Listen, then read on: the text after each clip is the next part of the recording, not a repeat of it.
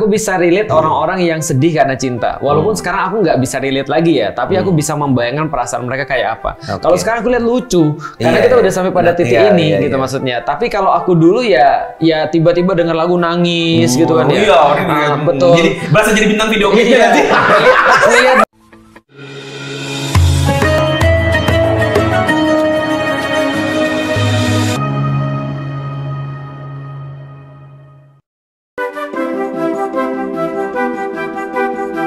Aku tuh gelisah apa ya? Aku tuh Udah mulai? Iya, sudah mulai nih. Ya udah gitu dong. Kegelisahan dalam hidup yang merubah ya. Yang mengubah? Iya. Antum kan nggak Oh punya- ada Bu. nggak punya Antum teman ada. lu. Antum nggak punya duit ya pasti ya. Nggak jadi, biasa kayaknya semua orang hijrah ngalamin nggak sih kayak mendadak kayak apa usaha bubar gitu. Kayak Usaha. Ini misalkan sebelum antum hijrah. iya kan? Atau emang udah mau ngomong soalnya setelah itu aku nggak punya kegelisahan. Asik. Kan mengubah hidup kan? Comal.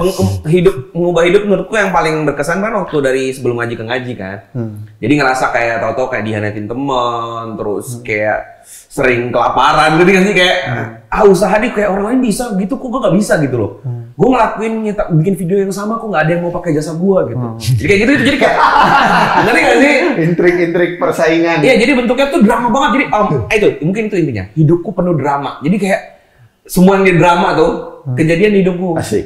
Drama Sebagai banget kayak kameramen. enggak sebagai individu maksudnya kayak di sekolah di kampus gini gitu lama-lama aku akhirnya kayak nemu aja jalan menenangkan diri. Makanya hijrah pertama kali itu aku kerjanya cuma di masjid aja. Serius dari pagi ke malam tuh cuman Nunggu makan di masjid gitu ya. enggak sih makan keluar. Aku gak kayak gitu juga. Maksudnya cuma ngerasa kayak nemuin ketenangan gitu loh. Capek hidupku kayak wah. Jadi paling itu gelisah masalah kok hidupku bermasalah mulu. Gitu. Ya. Itu sih paling. Kalau aku cewek, jelas. Sebelum ini ya, sebelum jadi muslim ya. Kegelisahanku cewek. Jadi hidupku itu kalau sana universe ini punya pusat gitu kan ya. Kalau tata surya ini pusatnya adalah matahari, maka hidupku tuh pusatnya adalah cewek. I know it so well. You know me so well ya. Ini lagu dong jadi. Jadi karena aku dulu bucin ya. Iya, jadi bucinnya Video tinggi ya. Iya, aku merasa bahwa kalau punya cewek itu menyelesaikan kehidupan. punya dia kayaknya. Iya, kalau misalnya dia menolak itu rasanya aku mau mengakhiri hidup kayak gitu ya. Gitu. Jadi bucin ya. Jadi Bucin masalahnya. kekhawatiranku itu adalah sebenarnya lebih sih karena setelah putus pacaran itu akhirnya aku diganggu dengan banyak hal yang kayak apa ya? Pertanyaan filosofis sebenarnya. Jadi kayak orang jatuh cinta itu kan sebenarnya kan filosofer ya. Jadi orang jatuh cinta tuh seringkali dia mempertanyakan hal-hal kayak antum tadi. Cuman kalau antum kan kenapa nggak ada yang pakai jasa gue kan gitu kan ya? Ya maksudnya itu satu. Iya. Kenapa hidupku bertubi-tubi gitu? Iya. Kesannya cuma gitu ya. Berarti hidup Fuad cuma sederhana ya. Iya. Apa tuh? Pengen dipakai. Iya. Nah cuma itu kan udah dihantin temen, ditikung. Nah, Orang-orang kayak dia kayaknya nih. Ya, pertanyaanku filosofis. Pertanyaanku filosofis. Misalnya contoh kayak tadi, kenapa ada orang yang dia itu misalnya, contoh ya, ketika aku putus cinta itu aku malah baca buku. Aku baca buku Tenggelamnya Kapal Van der Wijk. Aku baca buku tentang Laila Majnun. Iya. Aku menghatamkan Shakespeare. Iya kan? Lalu kemudian aku belajar segala macam yang itu. Jadi kalau ketika aku putus itu, aku merasa ada ruang kosong dalam hatiku yang sangat besar sekali. Yang terus diisi dengan segala sesuatu tadi. Tapi kenapa putus itu buat antum galau? Ya, Putus kan sudah berarti antum sudah pernah memilikinya. Gimana aku yang belum ketikung itu udah ditikung? Begini saya. Aku sampai melukai diri loh saat gara-gara ditikung teman. justru kalau antum belum pernah memiliki, antum tidak akan merasa sakitnya ketika kehilangan. Aku kehilangan dua-duanya, Tat. Orang yang pengen aku deketin dan temanku yang nikung aku. Katanya kan belum. Iya, pengen aku miliki. Dan teman aku. Antum bayangin, aku sudah memiliki. Antum nggak tahu ya? Kenapa dia marah? Dia pasti bucinnya gara-gara dia tidak juara 1 gitu ya. Paling dia Kenapa antum ngerasa sedih ketika tidak memiliki? Dia sedih udah ketika pernah tidak memiliki. Terus nggak punya. Terus kan kayak antum bacanya Kapal Van der Wijk itu kan mati. Iya memang. Oh, kenapa malah baca itu? Bukannya menyayat hati. Betul, karena kita mencari jawaban. Ada nggak bisa fill in the blanks gitu loh maksudnya. Nah maka orang bilang tuh kehilangan tuh kalau antum sudah merasa memiliki. Kalau antum belum memiliki, antum baru merencanakan memiliki. Berarti itu adalah ditikung disalib di tikungan. Iya betul, makanya dia ditikung. Iya, berarti sakitnya ditikung, bukan karena memiliki. Karena belum tentu dia mau sama antum juga. Iya tentu, karena dia mau sama temenku. Gimana sih? Justru itu bikin sakit. Karena dia awalnya. Aku sampai punya mimpi tadi. Iya. Aku kalau nikah nggak akan undang teman-temanku. Asik. Takut ditikung. Jangan dikenalin ya gitu. Iya, aku males aku. Nanti dia bilang gini, kok temen lu lebih keren. Iya, jadi kalau aku secara singkat ya memang bucinnya masalah perasaan ya. Masalah relationship, khususnya relationship dengan lawan jenis. Dan aku pikir itu menjadi kekhawatiran bisa buat aku benar-benar nggak mood. Sampai akhirnya ini ya, mengubah tuh bisa bikin buku soal cinta itu kan. Benar. Dan tadi sebenarnya kan orang yang tadi ketika dia jatuh cinta, sebenarnya itu menurutku bagus juga sih patah hati itu ya, karena kita jadi suka baca buku, kita jadi suka untuk explore kenapa. Tapi tergantung orangnya kan. Kalau orangnya memang kayak gitu positif. Bunuh diri kalau kalau bunuh diri. Iya. Makanya buku udah putusin aja. Itu apa namanya? Kayak antum karena udah pernah ngalamin kan. Aku bisa relate orang-orang yang sedih karena cinta. Walaupun sekarang aku nggak bisa relate lagi ya, tapi aku bisa membayangkan perasaan mereka kayak apa. Kalau sekarang aku lihat lucu karena kita udah sampai pada titik ini gitu maksudnya. Tapi kalau aku dulu ya tiba-tiba dengar lagu nangis gitu kan ya. Iya, betul. Jadi berasa jadi bintang video klip kan sih. Lihat daun nangis gitu kira-kira. Hujan dikit, wah ini kayak Allah turunkan khusus untuk gue. Iya. Terus ada ini kok dejavu ya dengannya. Gitu. Gimana? Antum berdua tidak pernah merasakan cinta ya? Wah, gimana? Antum lah. Masalah keluarga kayak gini. Kan gini. Masalah kegelisahan itu kan diukur berdasarkan kapasitas seseorang. Semakin kapasitas orang itu besar, semakin cerdas orang itu, semakin kuat orang itu, maka kegelisahannya itu akan makin besar. Jadi pengajian ini ya. Nah, tahu nggak? Karena aku ngerasa aku bodoh dan ngerasa kapasitas nggak besar, jadi sebenarnya nggak punya kapasitas, kamu nggak punya kegelisahan apapun. Ya udah cukup dengan pasti ada yang mengubah kamu. Kamu tiap hari marah-marah dulu tuh apa? Itu kalau nggak bisa. Oh ya, aku sangat gelisah dengan kezoliman negeri ini. Luar biasa. Tadi katanya nggak ada ya. Aduh. Aku sangat gelisah. Tapi BBM naik. Tapi kan itu banget. Itu bukan kegelisahan yang mengubahmu kan. Pertanyaan kegelisahan yang mengubahmu. Justru kegelisahan itu kan bisa ada dua berubah tuh. Ya kan? Karena kegelisahan terhadap sesuatu yang baik sama kegelisahan karena dia ditindas. Iya kan? Gimana sih bro? Gimana? Ada yang mau ditengahin nggak ini? Aku tadi mau cerita. Iya. Gimana? Jadi gelisah. Ya gelisah. Waktu kecil lu ngeliat orang-orang kayak Ahmad itu gitu ya? Iya. Gimana? Gimana ya kalau kegelisahan yang merubah? Ya aku ngalamin itu semua ya, yang percintaan segala macem. Tapi yang berubah sampai hijrah itu. Iya.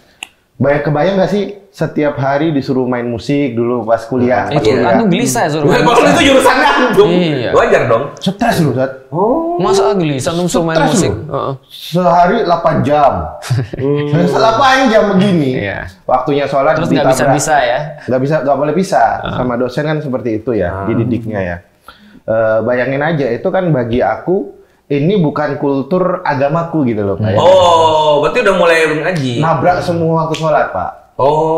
Jadi aku itu senakal-nakalnya tapi tetap sholat. Tapi ketika begitu, nabrak semua waktu sholat. Iya. Bahkan teman-temanku yang muslim itu bilang, sahabatku, udah dijamaah aja, gak apa-apa.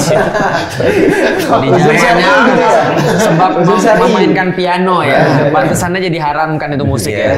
Memang hebat ya institut syariah Islam itu. Iya.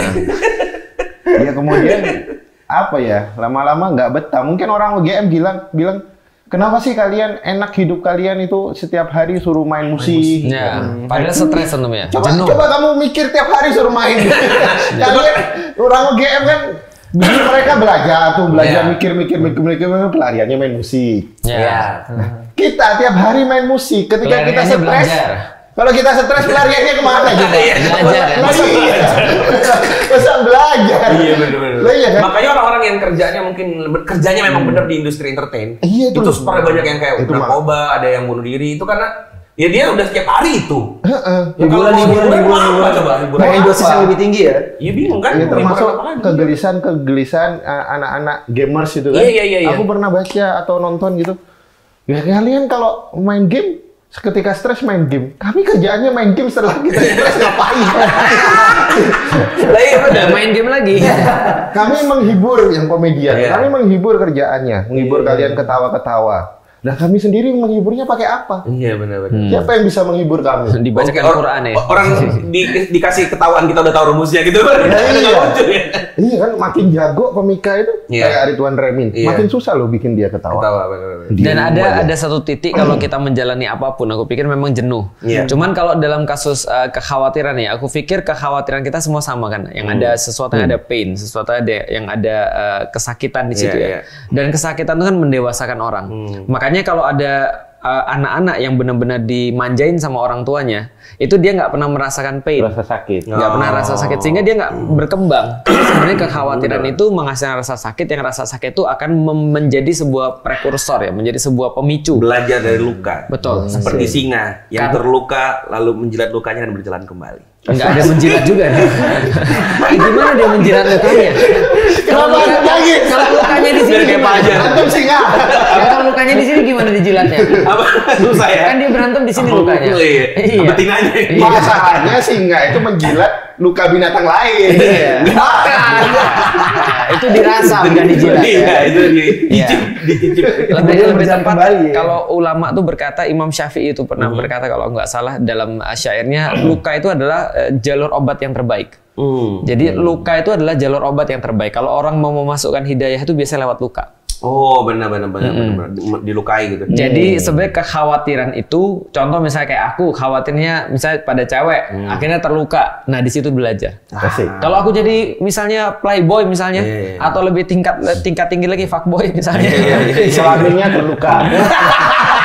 bahaya. Iya. Di situ jalur hidayah. Yang masuk bukan obat, yang masuk virus.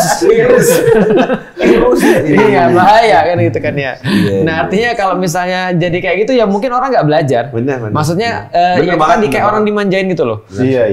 Ada orang yang di sekolahku dulu dia cari siapapun dapat karena dia orang kaya, karena bapak ibunya kaya juga. Namanya orang kaya kalau milih pasti yang cantik, pasti anaknya kan minimal kan cakep. Iya. Jadi dia cowok mau nyari siapa aja dapat. Orang dia bawaannya tongkrongannya mobil. Dia nggak pernah merasakan rasa sakit dong seperti aku. Maka dia nggak pernah baca buku. Kayak yang itu pernah bilang ya dulu ya, apa namanya, orang tuh kayak sakit dulu baru dia nyari dokter gitu ya. Benar. Kalau ngerasa sehat-sehat aja ngapain? Betul. Gitu. Sesuatu yang tidak membunuhmu akan membuatmu semakin kuat. Itu adalah itu yang kita pelajari dari Dragon Ball. Dragon Ball. Goku itu kan dia mendapatkan kekuatan setelah hampir mati. Kaum saya itu ketika dia in the brink of the death gitu ya. Terus kemudian dia selamat, dia menjadi lebih kuat. If something doesn't kill you, make you stronger. Itu pepatah zaman dulu. Jadi India. Nggak apa-apa. Pepatah India. Dia kayak bertiga. Dia punya kali ini biara kali ini. Iya. Very good. Itu dari Dragon Ball. Dari Dragon Ball. Jadi artinya kekhawatiran itu perlu. Itu yang menjadi sebuah kesimpulan. Dan nggak mungkin kata Hawa tadi nggak ada kekhawatiran, nggak mungkin. Semua orang pasti punya kekhawatiran. Bahkan ketika dia merasa hopeless, ketika dia merasa tidak punya meaning dalam hidup dia, dia pasti punya kekhawatiran. Kayak orang Jepang misalnya. Loh, itu yang bikin dia datang ke antum bawa akun dia kan? Betul. Nah itu kan khawatir. Sama kayak orang Jepang ketika dia bunuh diri itu pasti ada kekhawatiran dia. Yaitu adalah apa?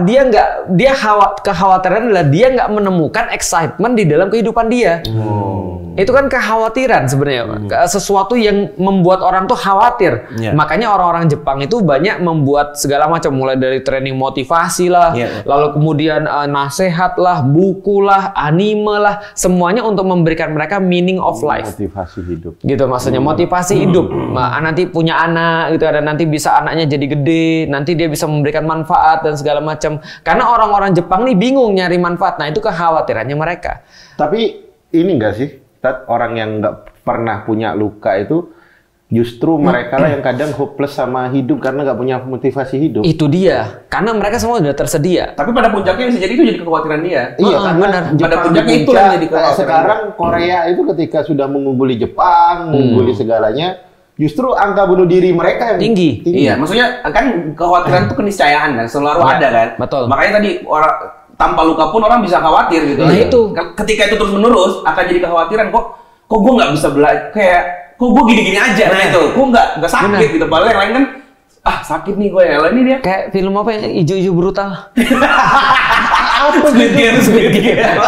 Belum tahu namanya. ijo-ijo brutal. Iya. Itu jokes si balik tuh. Iya. Itu kan di film Squid Game kan siapa namanya yang siapa orang tua Ilnam. Iya. Dia kan membuat game itu benar. untuk mencari meaning of life. Benar. Jadi dia bilang gini, dulu ketika aku nggak punya uang, aku bersemangat untuk nyari uang. Sampai ketika aku sudah punya semuanya jadi nggak berarti. Jadi ketika semua jadi nggak berarti, dia mau nyari worry-nya apa? Kekhawatirannya apa? Oh, gimana kalau seandainya kita buat semua orang ini ketika mereka punya pilihan-pilihan ekstrim dalam hidup dia, aku mau lihat bagaimana mereka memilih satu pilihan. Kayak contoh misalnya kalau aku mati atau dia yang mati, aku mau ngelindungin orang atau tidak. Nah dia kasih kemudian duit yang banyak sehingga orang tuh mau untuk sampai kayak apa ya? Orang bilang muncul insting reptilnya untuk menyelamatkan diri itu seperti apa. Contoh ada beberapa film kan juga diambil seperti itu ya. Dalam kondisi terdesak siapa dulu yang diselamatin? Kayak orang India atau ular? Orang India atau ular? Itu bunuh yang mana dulu? Itu kan ya. Jadi, nah itu terkait itu juga sama di dalam Al-Quran juga ada. Maka ketika orang-orang Yahudi itu ketika dikasih manna wa salwa, mereka kehilangan kenikmatan dalam makanan. Bayangin aja manna wa salwa, makanan yang super enak lah, yang datang langsung dari langit, menunya dari Allah, langsung dari langit. Tapi itu ternyata membuat orang-orang Yahudi merasa bahwa ini tidak ada arti dalam kehidupan mereka. Jadi mereka kayak makan tuh cuma taken for granted. Nah mereka mau cari kenikmatan makan seperti yang mereka pernah rasakan sebelum mereka dapat manna wa salwa. Maka mereka minta pada Musa, wahai Musa, doain pada Tuhanmu, bisa nggak ditumbuhkan tanaman-tanaman dari bumi supaya kami bisa merasakan kenikmatan sebelum kami dapat manna wa salwa. Cocok tanam dulu, ambil dulu. Cocok tanam dulu, bersusah payah dulu, melihat tumbuh. Oh ternyata ada bunganya, lalu kemudian jadi bijinya dan segala macam. Jadi kayak gitu-gitu. Maka itu yang mereka minta. Jadi kekhawatiran itu penting. Artinya benar tadi kata Sifrun, kalau ada orang semua hidupnya terpenuhi, maka dia pasti nanti jadi orang yang manja dan tidak bisa menjalani hidup, ujung-ujungnya bermasalah. Itulah yang menjadi kekhawatiran dia. Iya, betul. Yang harus dia selesaikan. Gitu.